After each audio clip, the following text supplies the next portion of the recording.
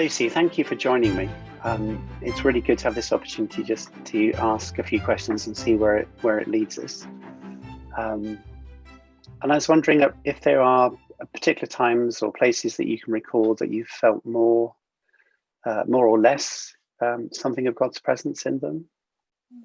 That's an interesting place to start, Mark. And I suppose broadly, those moments have been mainly out of doors for me, and that could be when I've stood on a rocky shore and looked out over what appears to be emptiness, but is also immense possibility. And I suppose it's something about those moments where actually you're reminded of your smallness, but at the same time you're not insignificant in that. And so I'm thinking, mountains looking over, the rest of the Alps or out to sea, and it's just good to be reminded of that. I suppose that sort of majesty of God. It's those moments, I think.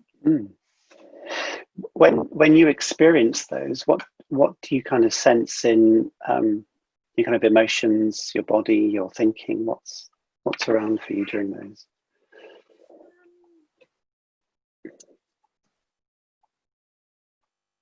That somehow we fit into that, and that we are part of that plan. I remember years ago, I can remember exactly where I was when I heard this on the radio. I was driving I had quite a long drive to when I had a proper job, and I was listening to the radio. Always listen to the radio on the way into work, and there was a woman speaking about when she'd had a sort of conversion moment, or a moment of a compelling moment that led her to be a religious, to be a nun. And she said she was in the garden of this. She was obviously staying in a convent, living alongside them, and she just had this moment in the garden where she suddenly realized where she fitted into the whole plan of all things. And that's really stuck with me, that it's those moments where suddenly it's almost like one of those children's toys where you have to match the shape and the whole, and suddenly you find your bit in that. And I guess that's probably how I can relate to how that feels when I'm in those moments of fitting into that incredibly awe-inspiring, love-filled creation. Like kind of sense-making moments. And have there been particular times in your own story when you kind of look back and go, that might have been one of those, or that was definitely one of those, or that really wasn't one of those? Yeah, I mean, they come along little and often, I think, is probably how I describe them. And places, there are places I go that help me to feel like that, definitely. And I really relate to that sort of Celtic spirituality idea of thin places. And so there are definitely places that I, if I need to feel that sense of connectedness, can help me in exactly the same way as I'm sure some people feel when they go into a particular church, that it just sort of helps me to get into that place. And I used to have this particular tree on a playing field where I used to live, and it coincided with quite a challenging time in my life, and I used to sort of think people that hugged trees were slightly mad, but there was this one tree that just stood on the side of this playing field, and I was walking the dogs through there, and I quite often just go and stand in that place. So there was no grand vista there at all, but it was just that thin place. And I'm around here, we're just so fortunate that there are many places one can stand, and we love the Beggins, which is a National Trust piece of National Trust stand up above Cairo, but you have the most incredible views back across where I minister, from sort of Cusop along the valley, really. And yes, it's, you know, that's another good dim place, I think. You mentioned a religious sister, a nun that you've been talking to at some point. Can you tell us something about your relationship with that tradition, the monastic tradition within Christianity? How's that been? How does it feed you now? How has it been part of your life? Yeah. So for a number of years, I've been a Third Order Franciscan, and that simply means that I'm a non-religious living out the well, I suppose forming my life around Franciscan ideals, really. And I kind of stumbled into that, really, as one often does into the best things in their lives, or that's been the pattern of my life. And just by meeting a couple of people on quite quick succession.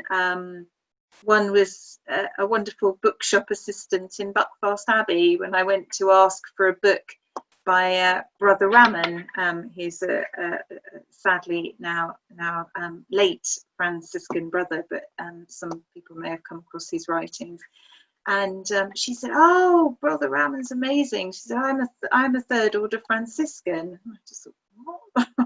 Never heard of it. And then I discovered that another friend was also a Third Order Franciscan and was introduced to the tradition that way. And was also have been blessed, and I think I hope will continue to be blessed by a convent of the Second Order of St. Francis. There are three. I better just explain. So the first order, nothing in the Anglican Church is straightforward, is it? But the First Order brothers and sisters are living out their Franciscan vocation, often quite small houses linked to communities, wider communities.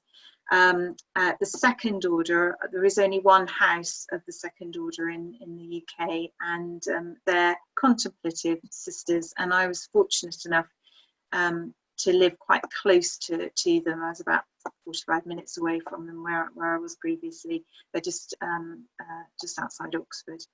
And so that's somewhere where I've spent a great deal of time, and just being around them and their wonderful pattern of prayer and their simplicity of life, and real joy, actually, in many things, and incredible warm hospitality through their guest house as well.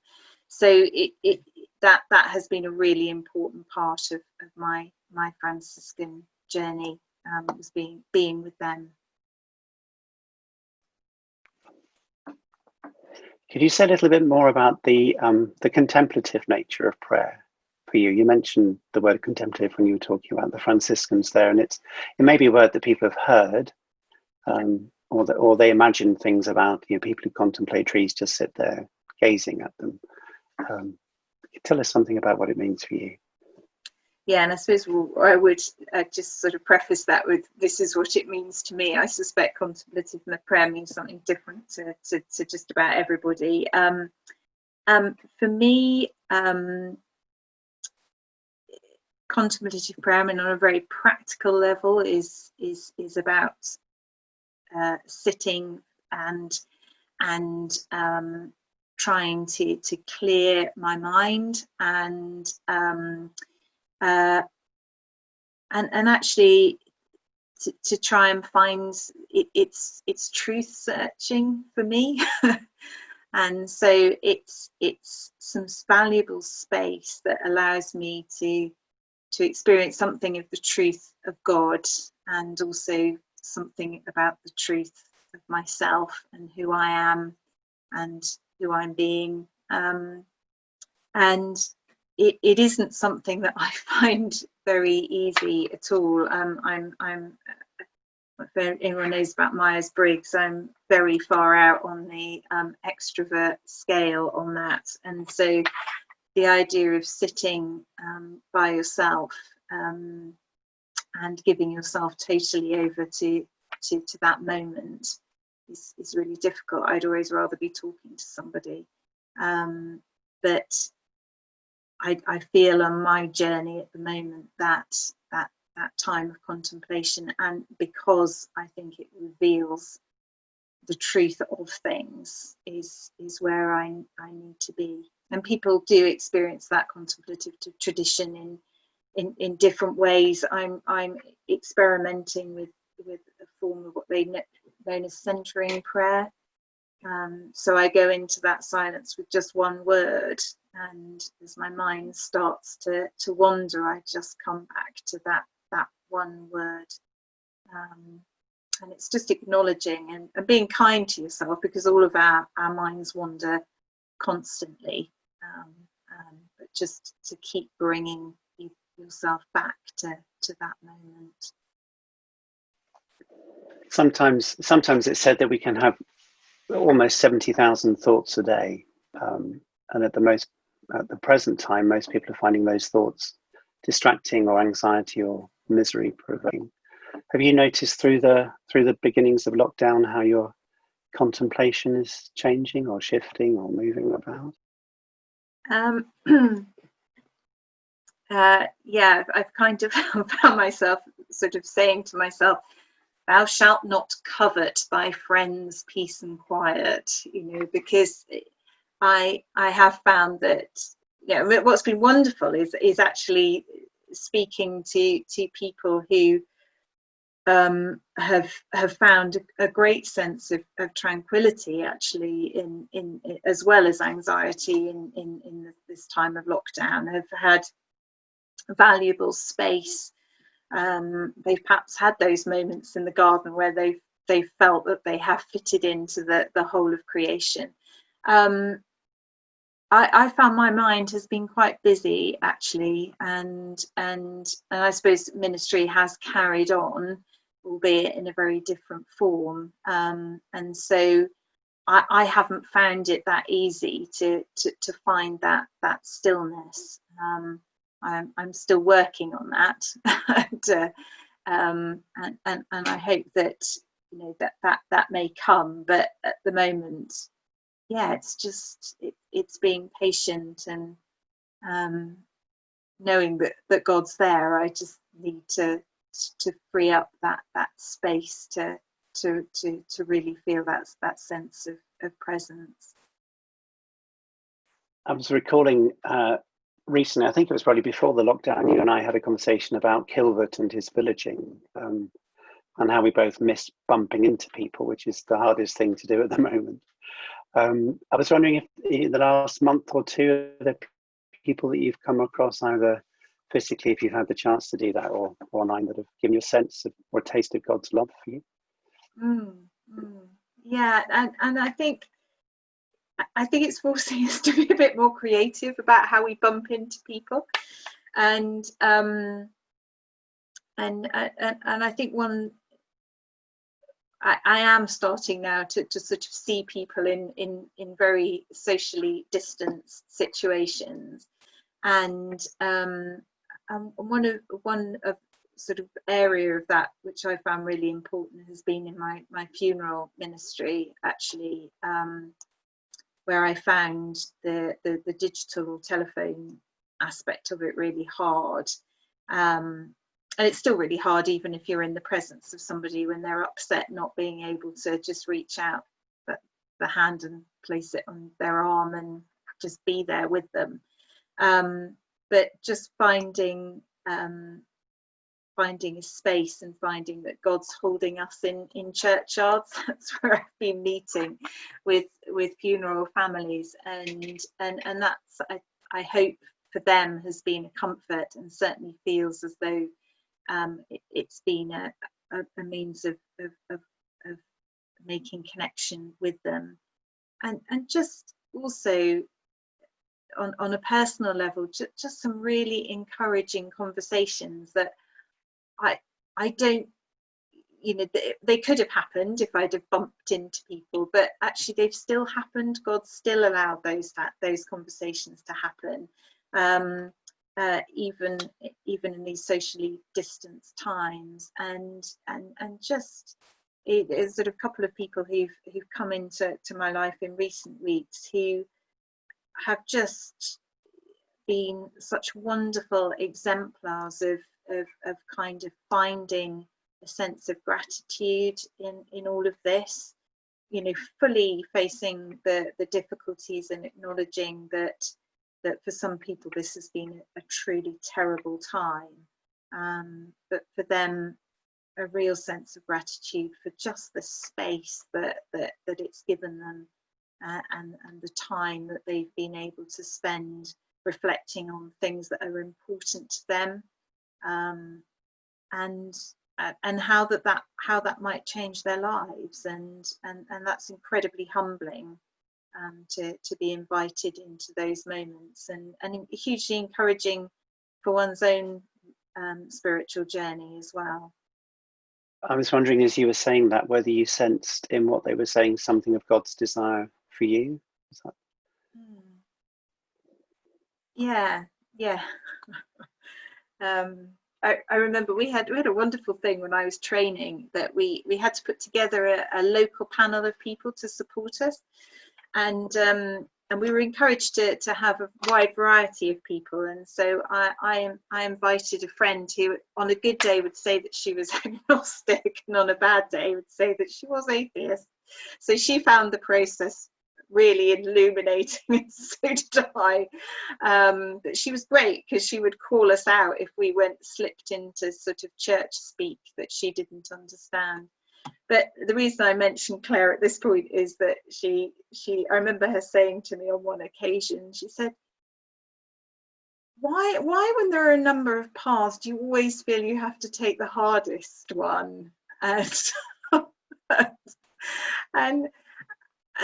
I suddenly thought, oh yeah, she's got a point there, and so I think there was something in the lightness of both of these. There happened to both be women I was speaking to, women's experiences, that made me think, yeah, it's not about us striving. It's, you know, there is that sort of sense you want to do your best for God.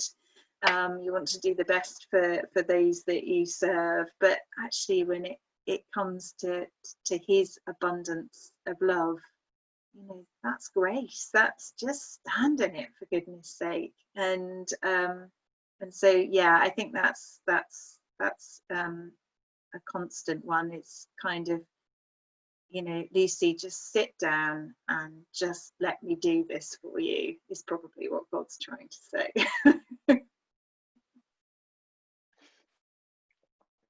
I like that one. I think some people who love Myers-Briggs have kind of come up with prayers that are associated with each of the kind of personalities that are there. So yours might be that, just sit down, Lucy, and do that. Yeah. I think the last time I visited, mine was, Lord, let me do your will and let me do it my way. Which I should probably have it behind the screen, so I'm reminded all the time about how I might not do that. That was a lovely sense of where God is inviting to you in the present now.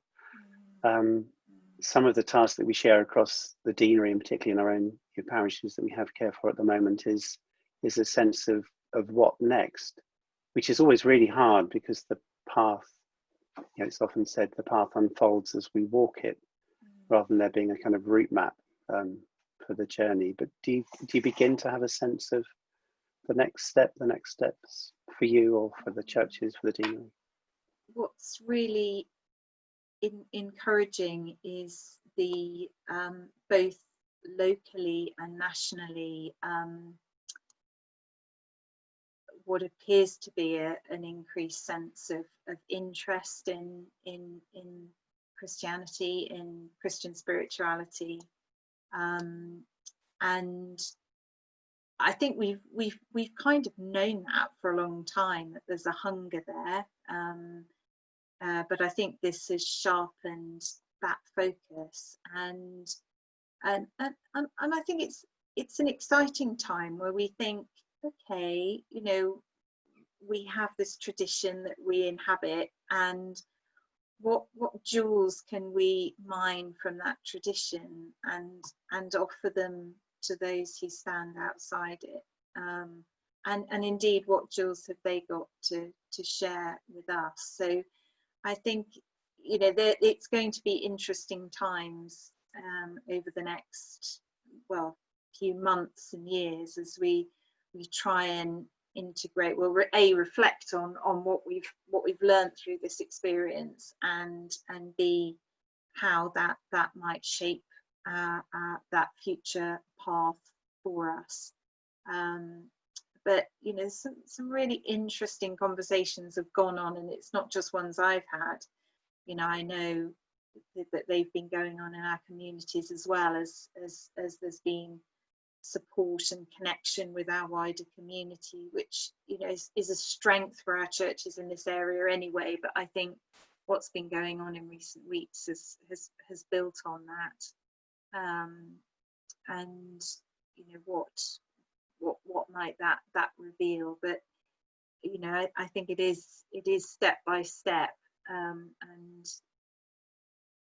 perhaps, yeah, we all need to embrace that sense of finding that calmness in God, and that space to actually let him reveal what is next for us, rather than us rushing headlong with a fantastic plan. I'm guessing it might disappoint some to think that we don't have a fantastic plan. And I wonder what advice or tips or sense you might offer to people who are beginning to sit in that contemplative place, and you know, notice their thoughts bubbling up, and return to the word or the phrase or the sound or the candle flame, or however they're doing that, to begin to discern for themselves what the next steps might be, because they can be very scary. It can be a very scary place to sit, as well as a comforting one, quite often both at the same time. Yeah. I guess there's something in there about knowing, you know, what can we be sure of in those situations, and what we can be confident of is God's presence with us. I know everybody's, you know, sick to hearing of that word unprecedented, but you know, that's kind of, you know, where we've been the last couple of months. And yeah, I think relaxing in the fact that we can trust God's love for us and purpose for us, and that it may just take time for us to understand what that actually is going to reveal, both on a personal level and on a corporate level.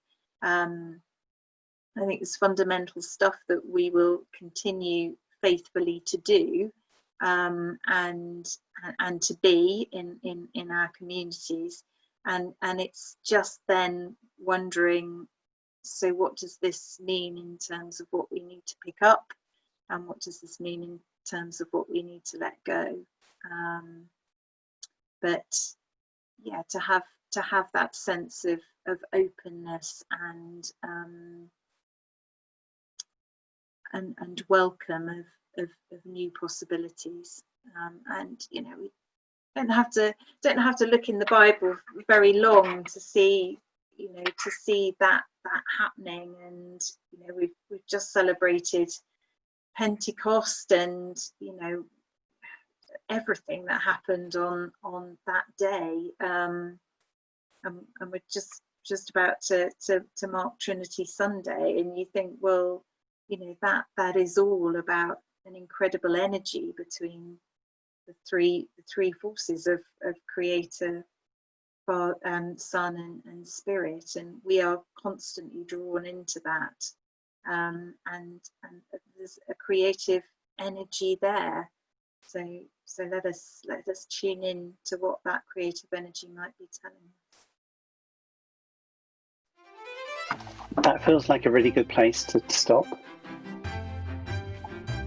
Thank you. Yeah. No, that was very moving. Thank you.